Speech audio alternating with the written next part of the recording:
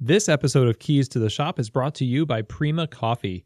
Whether it's espresso machines, manual brewing devices, or general coffee shop needs, they seek to pursue the most innovative coffee products, both domestic and abroad, to offer their customers. Find out more at prima-coffee.com.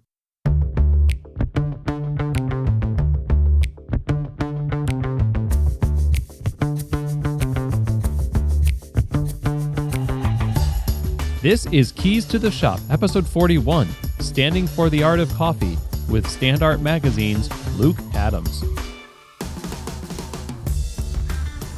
Hello, everybody, and welcome to another episode of Keys to the Shop. My name is Chris DeFurio. I'm your host, and this podcast is dedicated to giving you insights, inspiration, and the tools you need to grow as a coffee service professional. You know, one of the places that we go besides a podcast to get all of those things, the tools we need, inspiration, insights, is we go to writing. We find it in coffee magazines, industry publications, and we have a lot to choose from. So we are super blessed in this industry with many good publications, and one of the best out there right now is a print-only publication called Standart Magazine. Now, this magazine was founded in 2015 and it's now sold in cafes all over the world. It's a beautiful magazine, wonderful art, wonderful photography, and great content, great writing. Each issue contains a wide spectrum of subjects, people, and perspectives related to specialty coffee and the lives of people involved in producing that coffee, making it in cafes, and enjoying it. And it's well curated, very well curated, like I said. Anywhere from content that is fun and quirky to things that are challenging and mind-expanding, scientific articles, political articles, lots of content like this. And you leave each issue feeling like you've been on this journey discovering all these worlds related to specialty coffee. And it's a lot like visiting your favorite cafe. You get to rub shoulders with the people of your community. There is a great diversity in the third place in the coffee shop. And today's guest is instrumental in delivering this kind of a well-curated, diverse, and quality experience. His name is Luke Adams, and he's the content director for Standart Magazine. Luke has a background in English literature, and he's responsible for getting all the magazine's words in order. He is notoriously ruthless with his red editing pen, and yes, he still does that by hand. Great analog process there. And he takes his cappuccinos dry. He's currently based out of Sao Paulo, Brazil, and I'm really excited to talk to him today about a little bit of behind the scenes of how he got into being the content director for Standart Magazine. Like, how did that happen? And what is the process by which content is selected for the publication? You know, the philosophy behind the magazine, as well as we talk about how writing and expressing ideas in print is a lot like what we do in our shops, communicating to our guests through well-crafted beverages and experiences. We talk about the future of specialty coffee, just a whole bunch of stuff. I feel like I went on a journey with Luke in this conversation. I thoroughly enjoyed it, and I know you will too. So here now is my conversation with content director for Standart Magazine, Luke Adams. Luke, welcome to Keys to the Shop. I am just honored to have you on the show. How are you doing today? I'm doing very well, and thanks for having me. You just got back from an Origin trip. You were just on the Champions Tour down in Brazil, correct? I did indeed. It was my first Origin trip, as it happens, so it was very eye-opening. And a pretty cool Origin trip to take as well, because there's a spectrum, of course, with the sort of innovation at Origin, level of scale and that kind of thing. So I started at one end of the spectrum, that being Brazil. So it was pretty exciting, some pretty huge farms, and it was great to hang out with all the champions. I heard a bunch of stuff. You know, a lot of activities were going down there at the Origin. Something about a competition where people were milking cows for cappuccinos. Yeah, that was good fun. It was probably the freshest coffee I'm ever likely to drink. The coffee was roasted by Mark Michelman of Onyx Coffee, the current US roasting champion, I think about 40 minutes.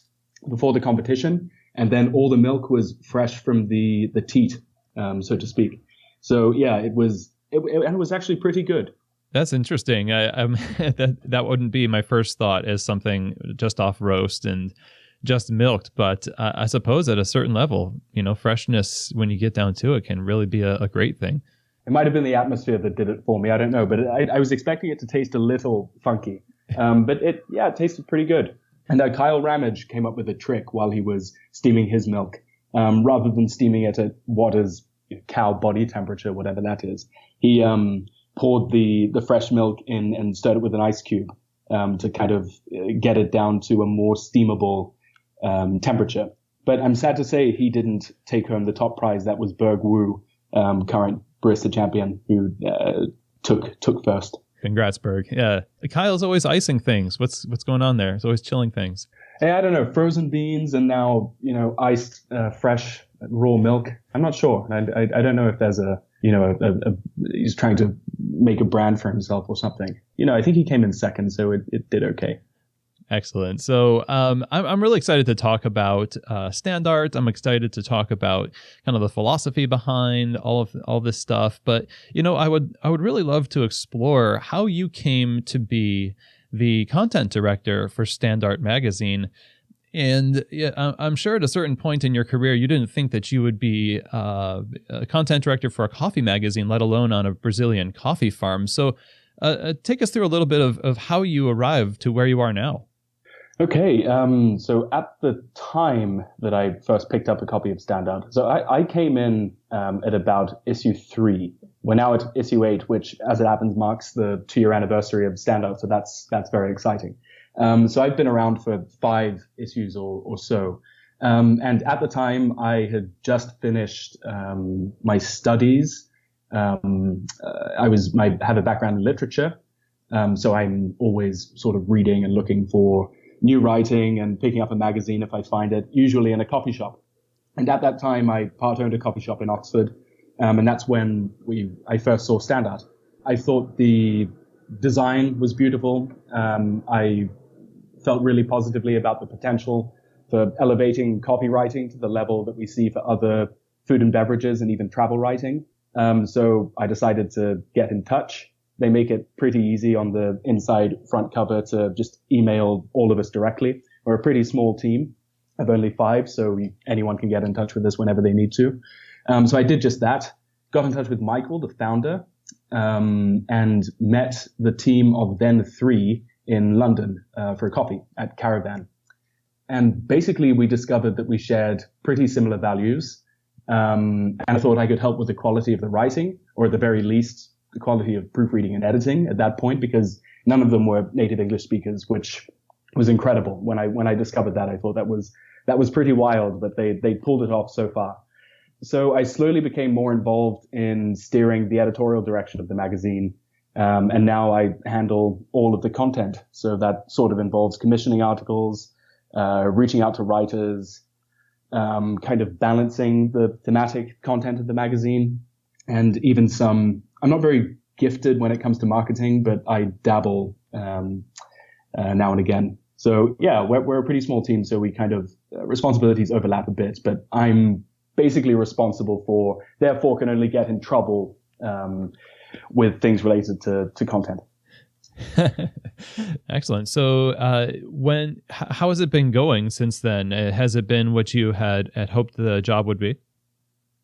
Yeah, and a bit more, I think. I was a bit skeptical of the so-called coffee community at that point. I was familiar with the coffee competitions, thought they were a little strange. And I knew I was kind of getting into that world a bit with starting to work with Standart and getting to know a lot of these people.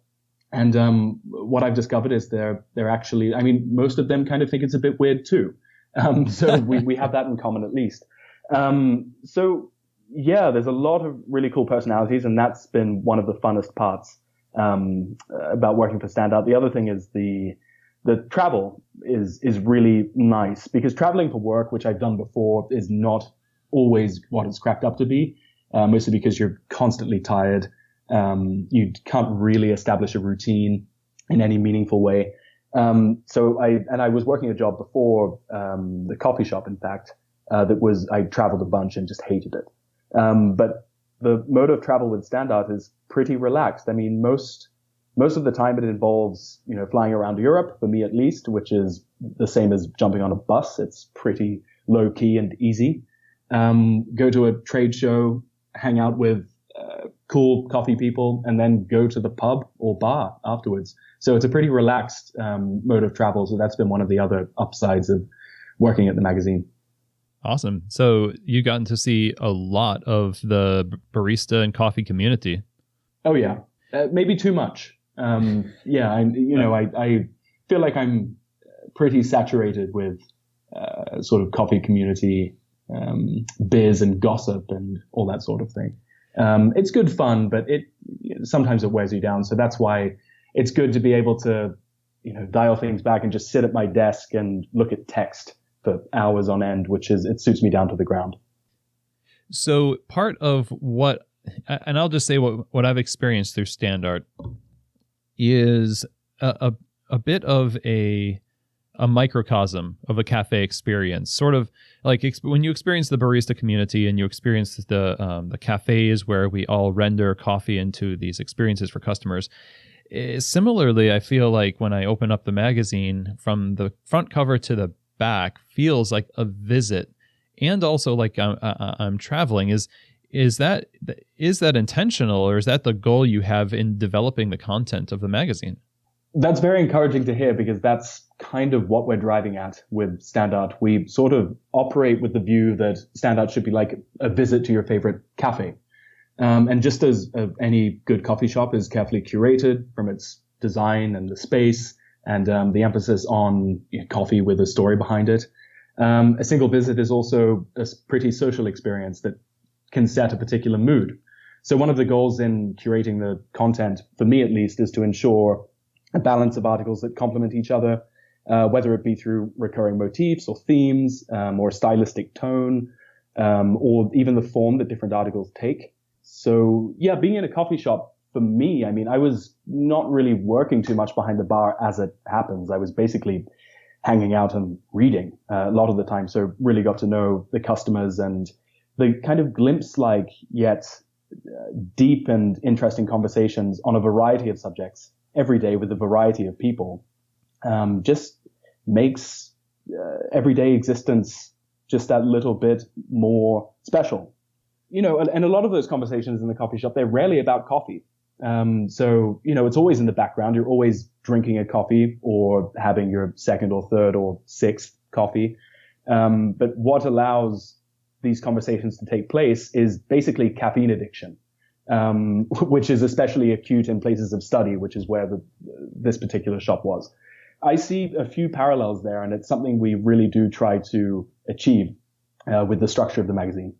Certainly some of the content, like get to know your guests or bringing in guests from other professions and in different sections of the industry too. There's such a variety.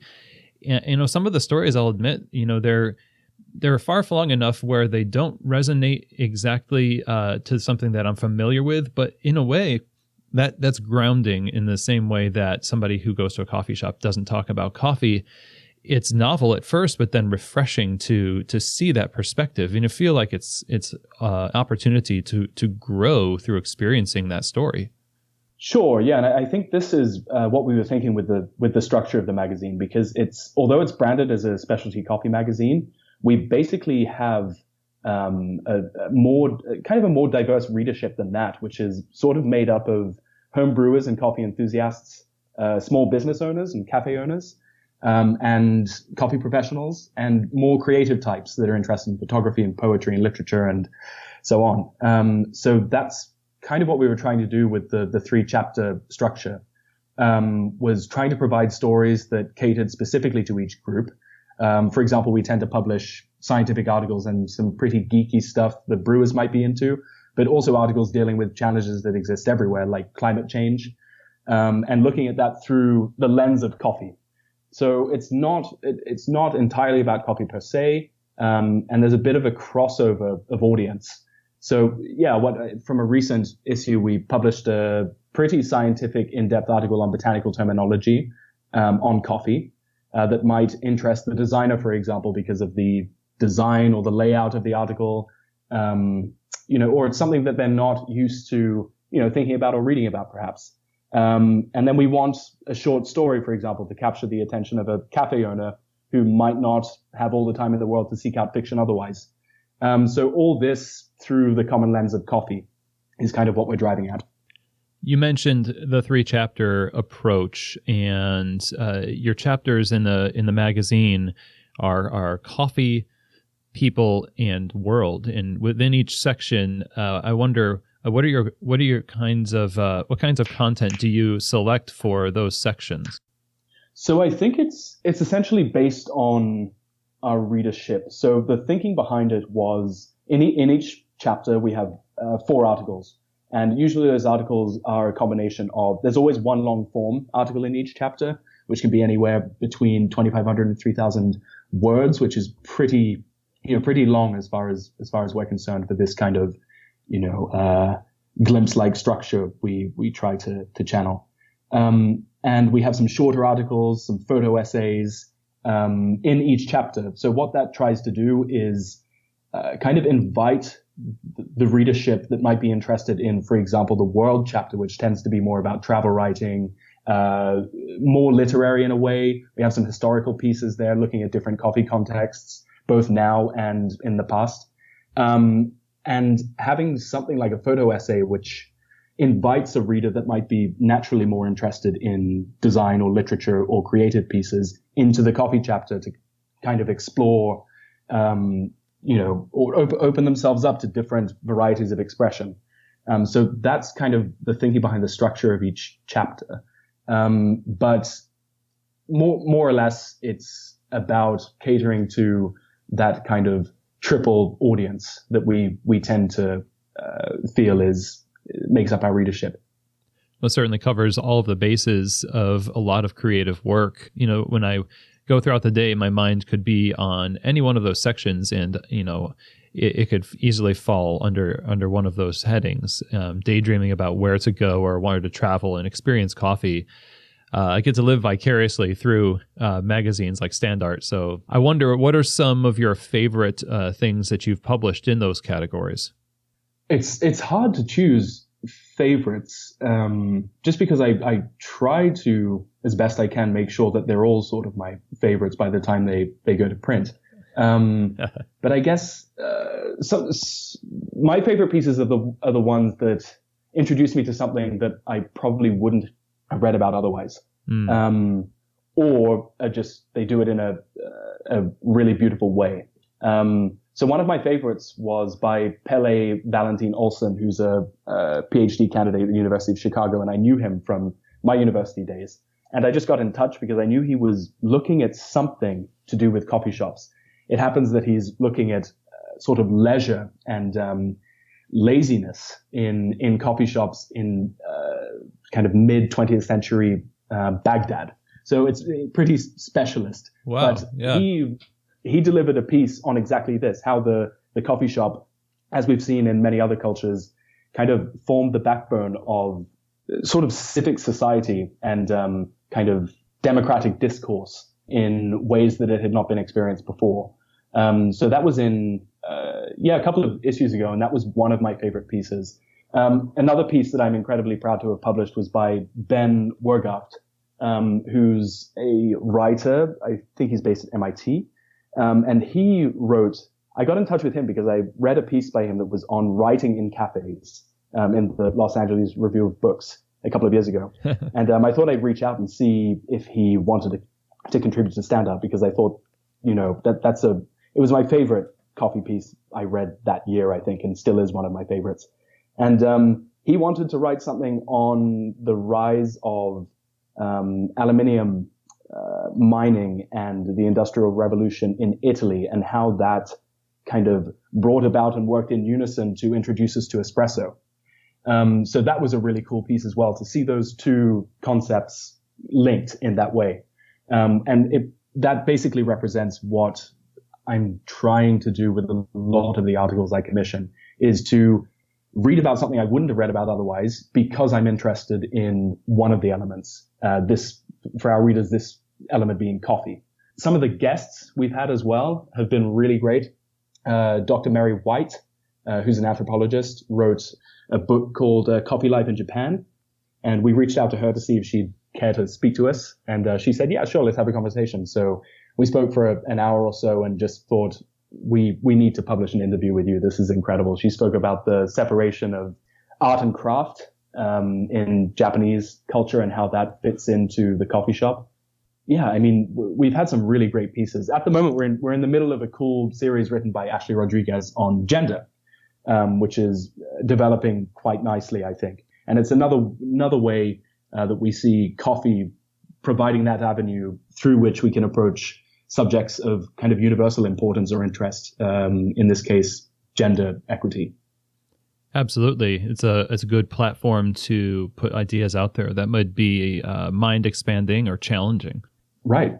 So in the process of selecting different works, different authors to represent these ideas, these motifs for the magazine for each issue, I think about this like there's bad coffee and there's good coffee. And I know it's not as simple as that. And some people say, oh, all coffee has a home. But, just like good coffee and bad coffee, I'll say there's good writing and bad writing. And I'm sure you've seen a lot of that in your time at Standart and before. And kind of like bad coffee or good coffee, you only get out of it what's already there. So I wonder, what do you look for as a key trait of good writing to kind of responsibly convey these ideas? Yeah, it's I spend my day being critical. So sometimes it's hard for me to call to mind what I actually seek out in positive terms in writing. But I think one of the mark of good writing, I think, is clear purpose and structure, which sounds simple, but it's a lot less simple than it sounds. So someone who cares about what they're writing, or at least cares enough to express something in writing, that has a purpose and that, doesn't kind of move away from that too much. So I think about like efficient essayists, George Orwell, for example, is probably one that everyone's heard of. There's not a superfluous letter in what he's writing. And I think that's the mark of good writing, especially in this context. It's a little different in some of the more experimental fiction, but usually I think you see what I'm driving at. Yes. Yeah, and I think people writing in actual sentences is nice. Yeah. Making word count is another thing that's good. And a piece that exhibits a relationship between voice and audience. Often writing tends to have a grip on one or the other, but good writing, I think, shows a balance and command of both. So, for example, in some submissions I see, and I don't think it's the mark of a bad person at all. It's just, it just so happens that sometimes there's a feeling of condescension that comes through in a particular piece of writing, especially when someone very knowledgeable is writing to an audience who might not be as knowledgeable. And then so condescension is one thing and insularity is another, where a writer assumes that readers have the same knowledge as he or she might have. So yeah, I mean, not all our readers will know what total dissolved solids is and why it's important. Similarly, they might not be familiar with the concept of hyperreality and post-structuralist theory. So we need to be sure to define and elaborate efficiently so that the piece is both understood and that the reader comes away feeling enriched, regardless of what the article is covering. What is the danger if you publish something that's not ticking those boxes? What is the implication and danger of having something inadequately expressed?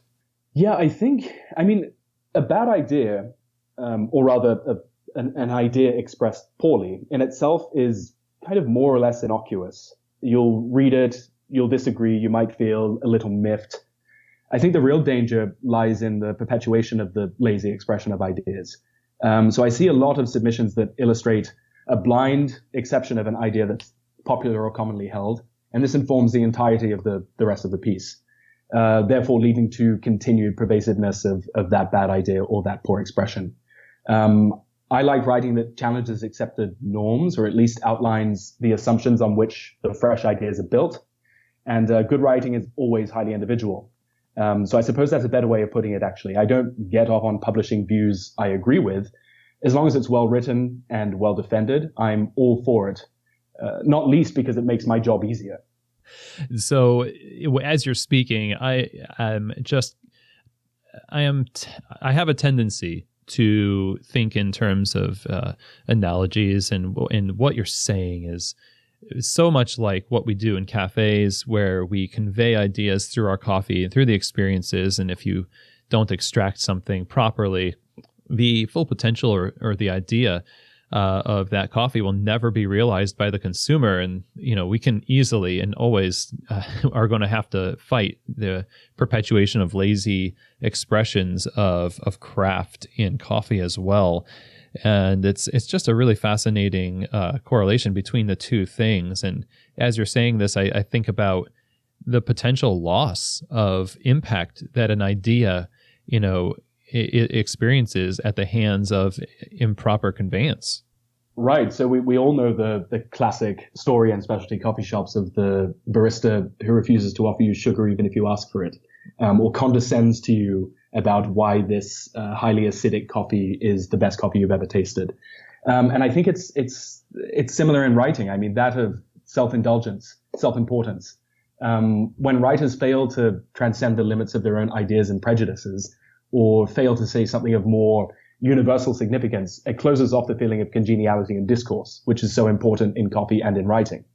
So writing that might be okay for a quick reading platform, but doesn't take into account the changes needed for format or length, is something I come across a lot. And it's actually one of the advantages of print as opposed to an online platform, is that people tend to take it more seriously, they spend more time with it, and you read with fewer distractions. So before we go on here talking with Luke Adams from Standart Magazine, I wanted to take a moment and speak with you about our sponsor, Prima Coffee. So Prima Coffee is a specialty coffee equipment supplier based out of Louisville, Kentucky, right here in the town where I am. And from their inception, they've set out to make the best coffee brewing equipment available to the general public. Their focus there is on curating the best equipment for every need, from grinders to espresso machines to under-counter fridges, anything in between, and whatever you can think of, it's likely that Prima has it. And they put a big emphasis also on having the experience to help their customers get the right gear to fit every situation. And I've known them for a long time. I can vouch for them for sure. I've used them in the shop here in Louisville. A really great group of professionals. Definitely go to prima-coffee.com. See what they have to offer. Again, that's prima-coffee.com. And I know that they are going to treat you right. And my thanks to Prima for your support of Keys to the Shop, and also supporting us as a community in coffee with the tools we need to do our jobs well. So let's continue on in our conversation with the Director of Content for Standart Magazine, Luke Adams.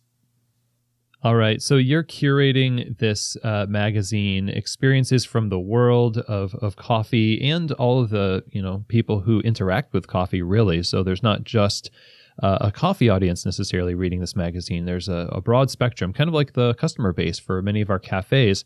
And that cafe experience is kind of what you're going for with this magazine, and seeking out creative and challenging and well-written content and ideas for the magazine also is a challenge, but so far it seems to have materialized quite well. And before we took a break here, we were talking about the print form of the magazine being a great conduit for those ideas to be conveyed. I wonder, could you say a little bit more about that? Like, why is it that print is such an important piece of this puzzle for Standart?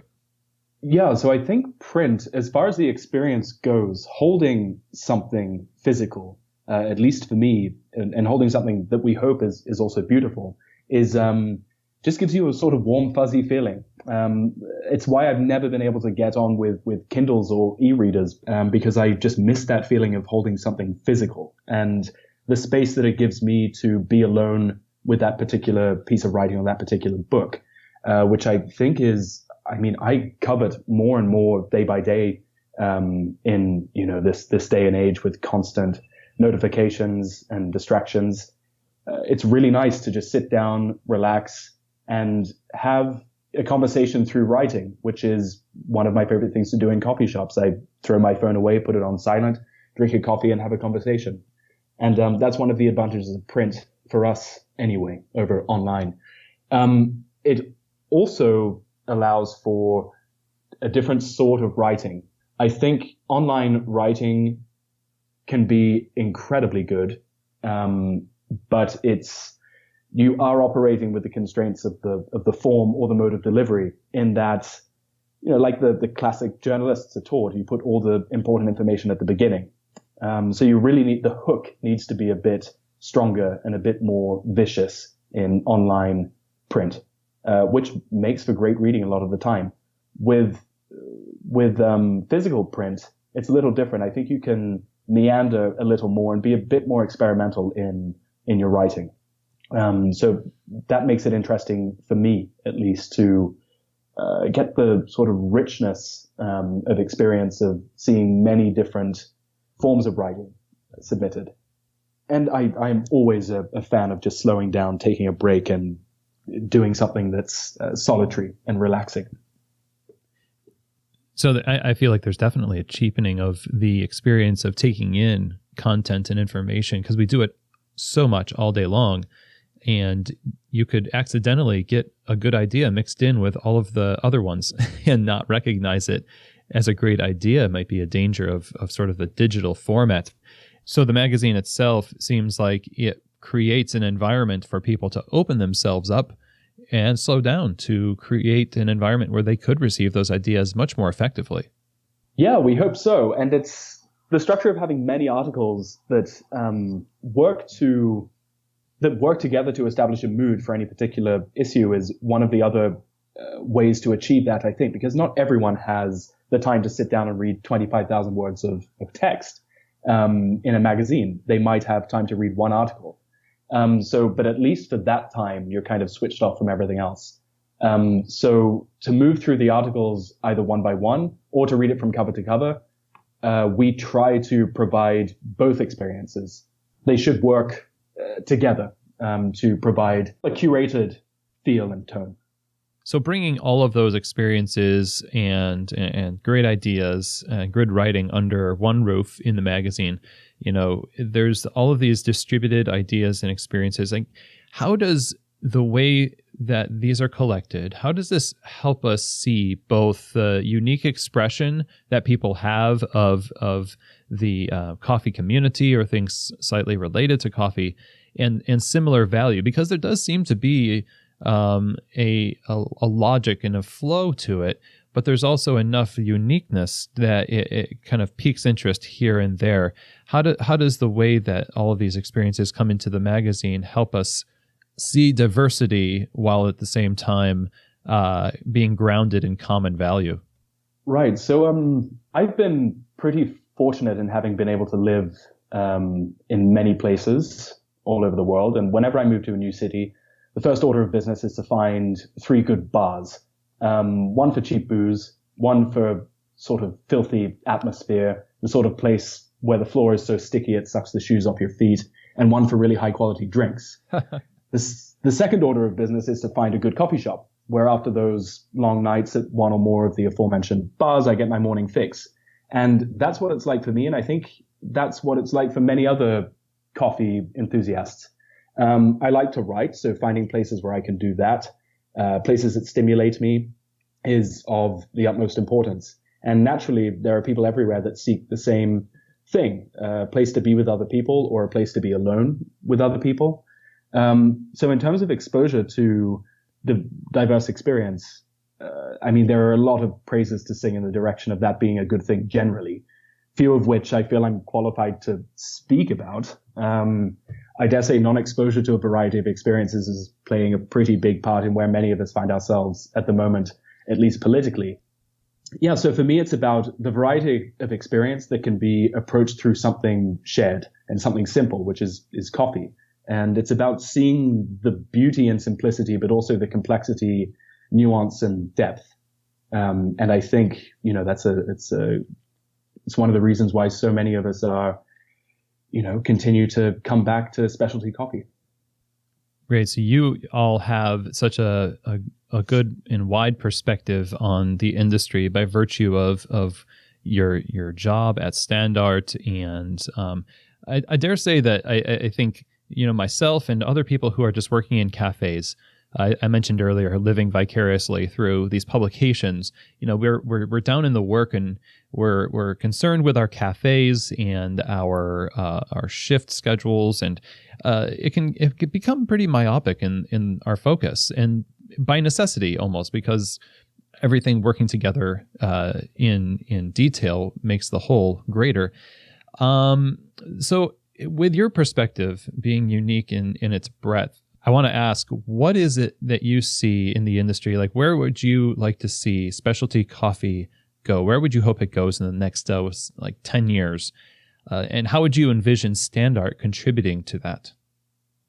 Well, that's a pretty tough question. I think it will. I think quality will continue to rise across the board. So you see, places like Starbucks, for example, which, I have a lot of respect for Starbucks. I think they're a fantastic company.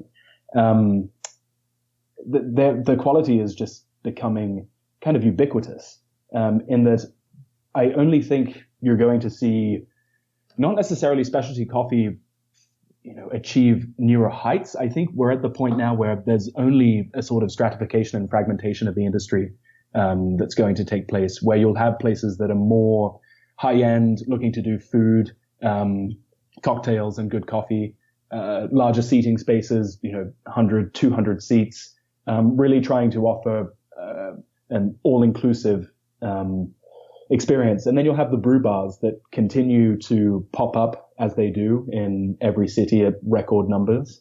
So I think you'll find more of a fragmentation of what specialty is, as opposed to the early third wave, which it was all about independent coffee shops, offering a few single origins, and that was it. I think you're going to see places offering really high quality coffees, where you're going to be paying, $25 a cup. And you'll see the usual places. I don't think we're going to see any drastic changes. And I don't feel too badly about the increased automation of the industry. I don't think that's going to change much either. It's going to push quality, which is good, and will open up space for shops to be able to provide better quality coffee and be more consistent. But I still think most people go to specialty coffee shops for the experience, for that shared experience. So in terms of where the industry is headed, I think probably just a bit more fragmentation, higher quality across the board, and then some places that are going to be offering really special quality coffees exclusively. Do you think we're getting better at creating sustainable systems, at least on our end of the value chain, to make sure that our establishments are around long enough to actually create change in our communities? And you mentioned people popping up all over the place with their cafes, and oftentimes they'll go away, maybe just as fast. But it seems like that fragmentation you're talking about also breeds that consistency, which also might breed more sustainable business. I mean, I think with coffee, it's inevitable. We just have to find sustainable ways of sourcing the product, the commodity that we all love, because the future is, in terms of sustainability, issues like climate change, for example, like it's looking pretty bleak for coffee in a lot of producing nations. So I don't think we have a choice. So that's one aspect of it. The other aspect of it is, I feel like the specialty coffee community has always kind of held that up as, a common value. Sustainably sourced coffee has been a feature of specialty coffee for, the last 15, 20 years in some places. So I think I think it's basically the mark of a specialty coffee shop, or has been and continues to be. And I think if specialty coffee is going to move in a positive direction, it needs to remain one of the pillars of what specialty coffee was built on. So yeah, I mean, we don't have a choice. I'm not willing to experiment and not try to find sustainable ways of doing things in case we lose the coffee we love. So how is Standart going to play a part in the future specialty coffee market? What are the things that, at least in examples of what you're focusing on now, to help kind of not just curate the content of the magazine, but sort of to curate the content of the future community? Right. So I think one of the more obvious ways we try to do that is to choose an issue that's not necessarily only important to the coffee community, and to use that analogy of the coffee shop being a sort of or the magazine being a microcosm for the cafe. I feel like the cafe and specialty coffee is also necessarily a microcosm for wider society in some ways.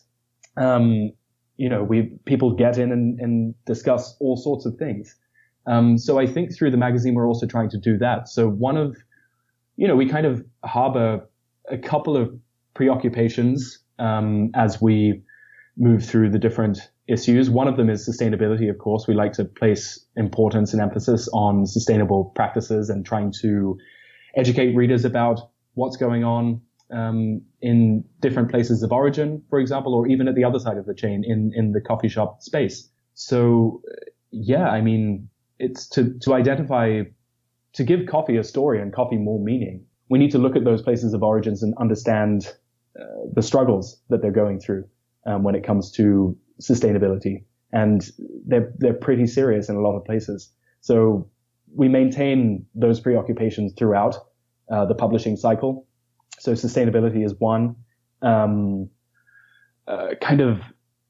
It's been gender equity at this point, but not only with gender. We look at kind of discrimination at the service end of the chain. So Ashley Rodriguez is, as I mentioned before, is writing that series of articles that addresses that issue. And we do the little things of making sure that we have a wide representation of voices in the magazine. Mm-hmm. So we try to strike a gender balance, or balance, across the races, and just a variety of different voices.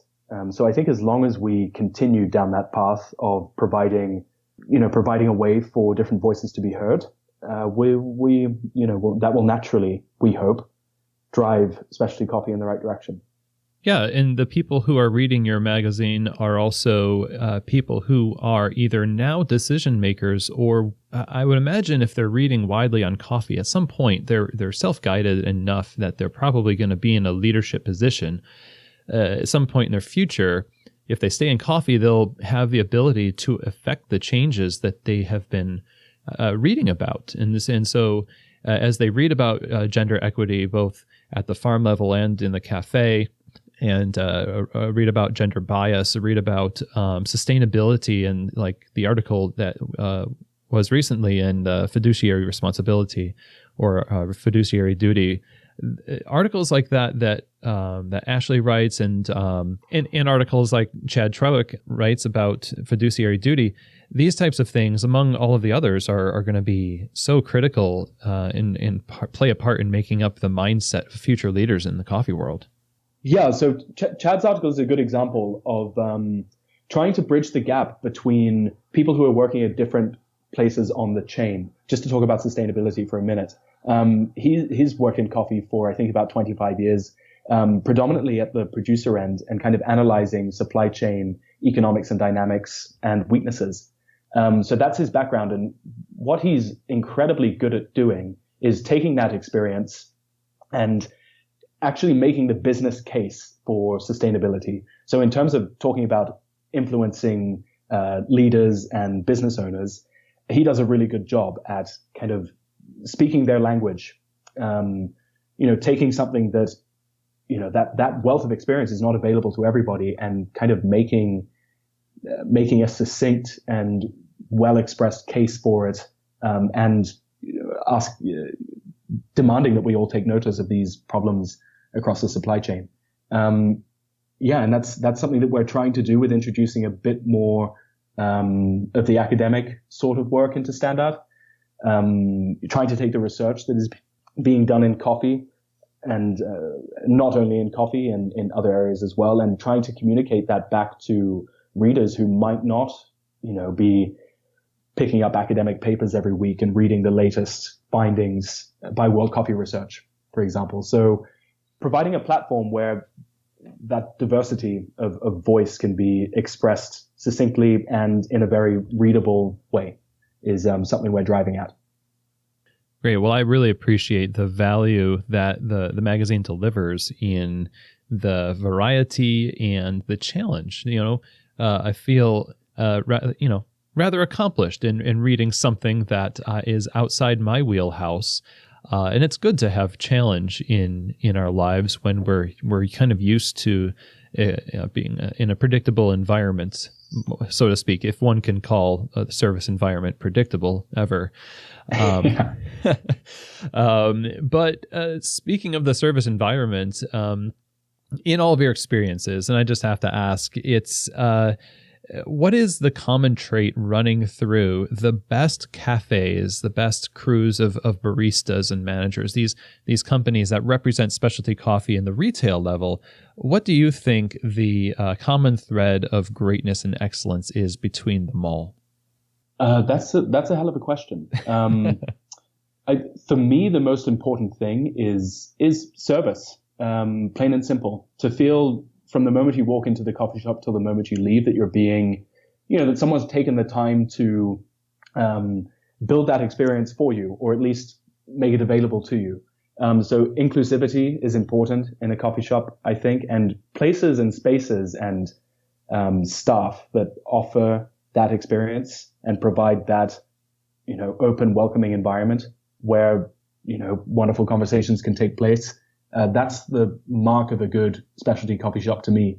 The coffee just has to be good. That's it. So it's not, that's not too complicated, or too pronounced a mark of quality for me. Well, I feel like there's the groundswell of agreement happening in the industry right around what you have said. We've seen so much on hospitality and service, providing that great experience, coming up a lot more in recent years as we mature as an industry. And thank you for providing the same thing in print form for us to sort of bolster our representation of the industry on the ground in the cafes. How can we stay updated with Standart? Where can we find out more information? As I mentioned before, social media and marketing is not my strong suit, but I know we have a website, standartmag.com. That's probably the best place to go and see what we're up to. We also, we're launching a few new features online, just trying to create a bit of buzz. So we're not an online platform, so most of these posts and features are trying to develop interest in the print magazine. So to just go to standartmag.com and check it out. We have Instagram and Facebook and all those other cool things that people use too. People say that people use these things. So any final words for us out here in the cafe and retail specialty coffee world? Keep doing what you're doing. It's one of, it's my favorite thing is to travel through coffee, visit as many coffee shops as possible, get to know the people making those experiences possible. And, on the whole, I have very good experiences everywhere I go. Thank you very much for the support, for having me on. And, hopefully we can continue to produce a magazine that you guys like reading. Well, it's my honor to have you on, and thank you for your service to the industry through the magazine and your travels. And thank you once more for being a guest on our show. You're far too kind. Thank you. This was such a great conversation about content, about craft, about coffee. thinking about all these analogies as Luke is speaking about curating the content of the magazine and what he looks for in good writing. So much relates to us as an industry. Some of the things that I think stand out to me especially are the ideas of conveying ideas, the ideas of being concise and purposeful in our delivery of an experience. And for Luke, in his writing, he's looking for the structure and the simplicity in the conveyance of an idea.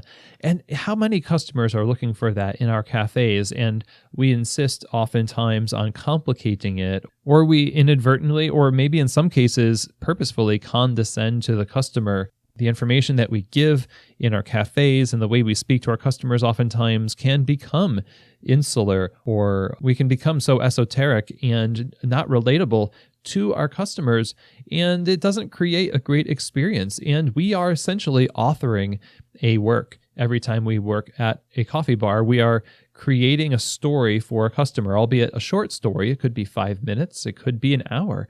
But every time a customer comes in, it, I think, would help us to think about how we are authoring an experience for them, and maybe use some of Luke's guidelines for good writing to, in a similar way, in almost a parallel way, create that kind of experience for the people who love to come to us for coffee. And I also really appreciate the philosophy behind the magazine, the variety and the breadth of subject matter, and also some of the challenging subject matter. If you're not used to talking about or thinking in scientific terminology, or even articles like gender bias and sustainability, some things in these articles are going to challenge you.